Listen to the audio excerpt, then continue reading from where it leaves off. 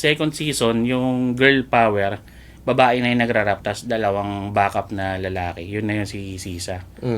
Parang ano pa lang, daily pa lang, first time kong tumayo yung balayibo, ang gagaling na itong mga to. Ang papangit lang. Hindi, joke lang. Hindi, ang galing talaga. Napatayo ako eh. Inabangan ko na sila na Isa negro. Yari ka talaga. Isa negro. Yari ka talaga. Isa pandak na habain.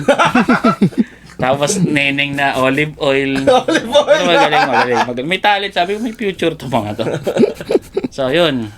Hinabangan ko sila hanggang finals. Sabi ko sila magcha-champion. At yun nga, di ako nagkamali. Sila yung nag-champion. Tapos nagkaroon ako ng CD na M-Planet nun. Alam ko yun. Nabibilihan sa M-Planet. Yung live ng Grand Finals.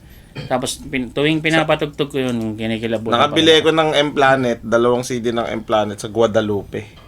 Makati. Layo. Ang layo naman. Kasi Paano ka yun napunta ng... Taga Mandaluyong ako dati. Oo nga. Doon yun nakalatag mga CD nun. Tapos meron doon for rappers only, mga beat. Meron sila. For rappers only. Parang... Hindi, nandun yung... Parang- Doon sa M-Planet, isang track doon yung Still Fly. Oh, Still Meron Fly. doon. Kaya Next mapapansin episode. mo nung mga 2005, 2006, Daming ganun. ang daming... Den, den, den. Dami lumilipad.